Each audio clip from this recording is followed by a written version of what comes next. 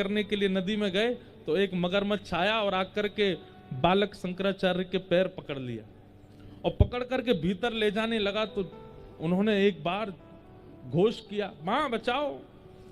अब तो मां ने प्रयास किया, लोगों को बुलाने लगी, जल्दी आओ, बचाओ बचाओ बचाओ।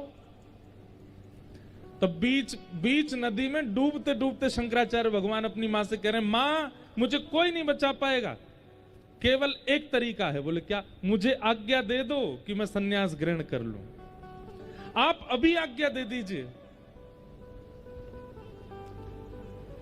कोई अपने बालक को डूबता कैसे देखे?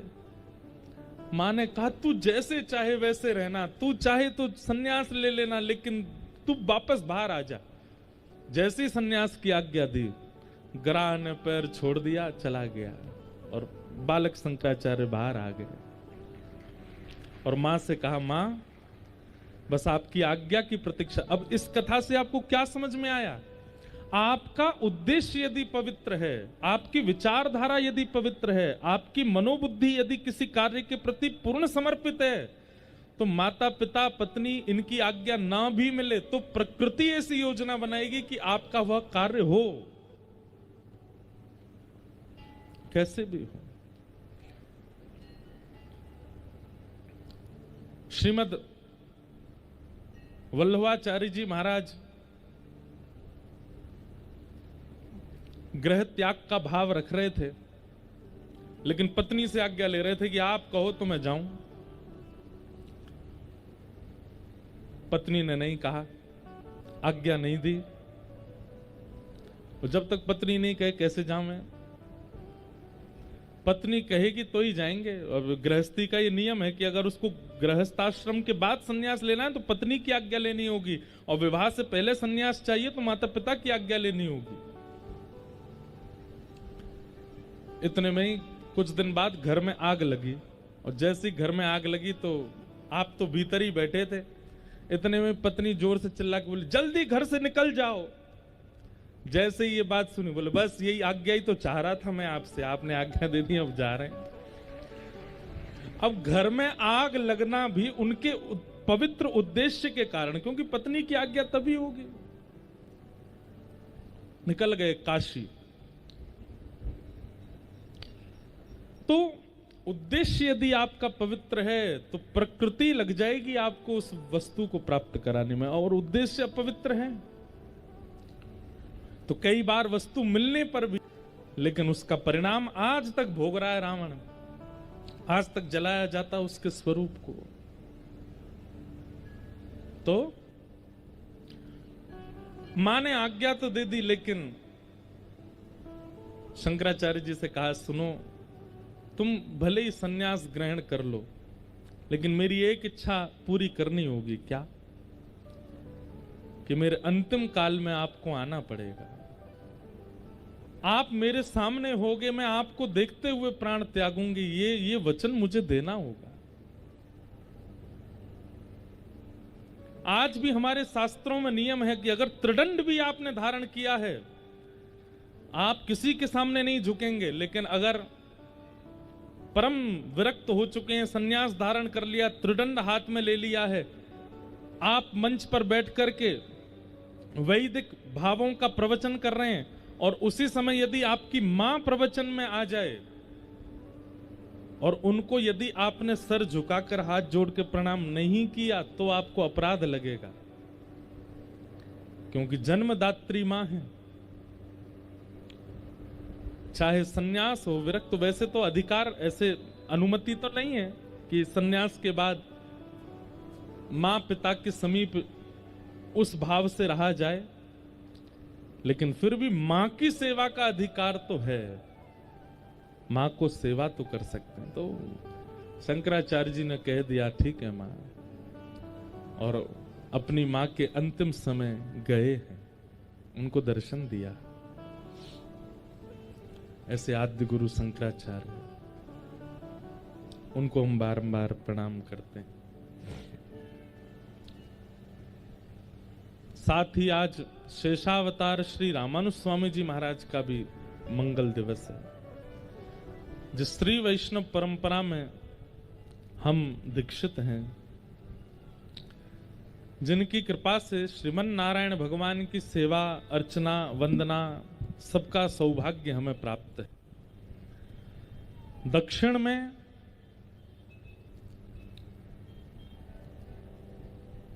चार संबंध हैं भगवान नारायण के रामानुजाचार्य जी से, पिता, पुत्र, गुरु और शिष्य।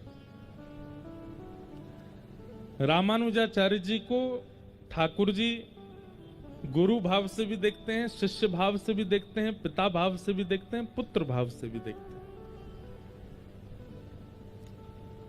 श्री तिरुपति बालाजी नाम सुना सबने। श्री तिरुपति बालाजी के जो ठाकुर जी हैं वो रामानुजाचार्य जी को अपना गुरु मानते हैं। ठाकुर जी गुरु मानते हैं रामानुजाचार्य जी को।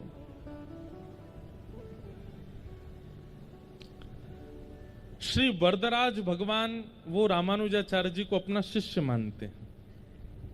यहां पे भगवान गुरु हैं और रामानुजाचार्य जी शिष्य हैं।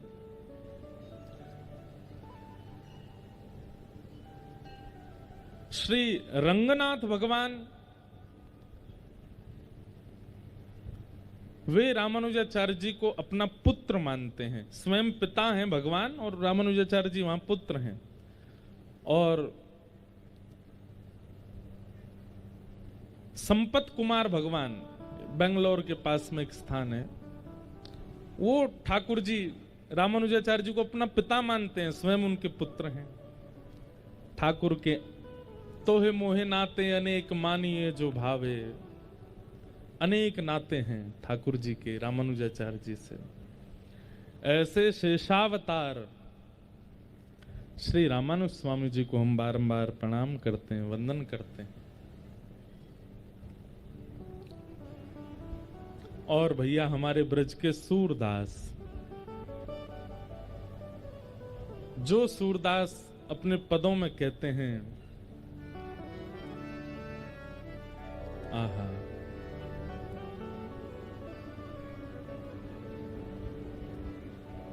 भरोसो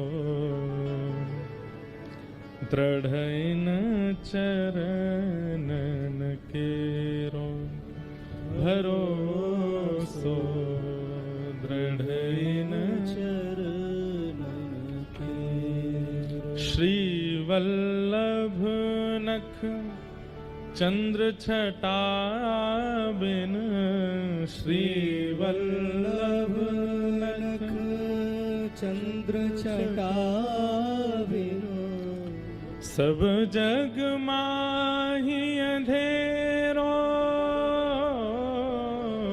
सब जग माही अंधेरो, भरोसो दृढ़ न चरणन केरो, भरोसो दृढ़ न चरणन के। साधन और नाहिया कली में, साधन और नाहिया कली में, जासो होत निवेरो, जासो होत निवेरो, सूर कहाँ कहे दुविध आंधरो, सूर कहे दुविध आंधरो, सूर कहाँ कहे दुविध आंधरो, सूर कहाँ कहे दुविध आंधरो, बिना मोल को चेरो,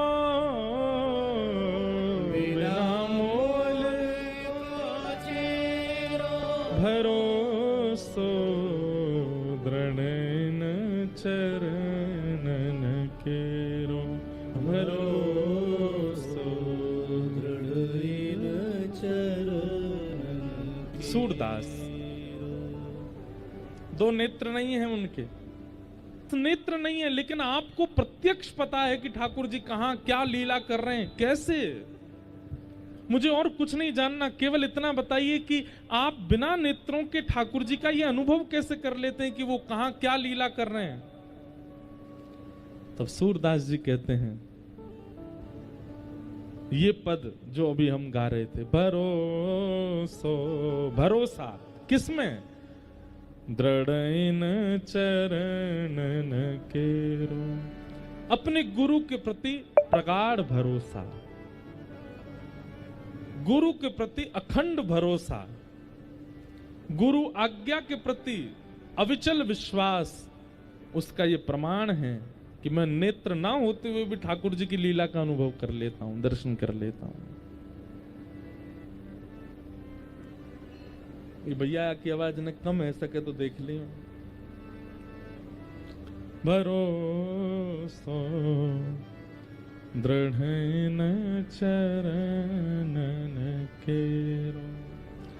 तो ऐसे पावन दिवस पर हम लोग आज कथा श्रवण कर रहे हैं, ये हमारा परम सौभाग्य है। कल हम लोगों ने महात्म की चर्चा श्रवण की, जिस महात्म में भक्ति ज्ञान वैराग्य की पुष्टता की कथा सुनाई गई। साथ ही आत्मदेव ब्राह्मण के यहाँ कैसे एक बालक ने दुष्टता को प्राप्त किया और श्रीमद् भागवत की कथा से ही उनकी प्रेत योनि से निवृत्ति हुई। इस प्रकार महात्म महत्व सुनाया गया भागवत जी का। आज से प्रथम स्कंद की कथा प्रारंभ है, सब लोग ध्यान से श्रवण करें। ओम नमो भगवते वासुदेवाय कि जन्माद्यस्य तोन्वयादितरतः चार्थे स्ववेग्यस्वराट् तेने ब्रह्म हृदय आदि कवये मुह्यन्ति यत्सूरयः तेजो वारि मृदां यथा विनिमयो यत्र त्रिशर्गो मृषा धाम्ना स्वेन सदा निरस्तकुहकं सत्यं परम धीमहि। प्रथम स्कंद का प्रथम श्लोक अनेक अर्थों के साथ में व्याख्या की जाती है।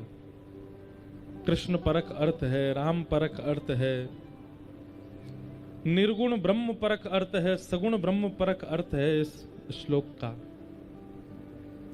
परंतु एक बड़ी विशिष्ट बात है,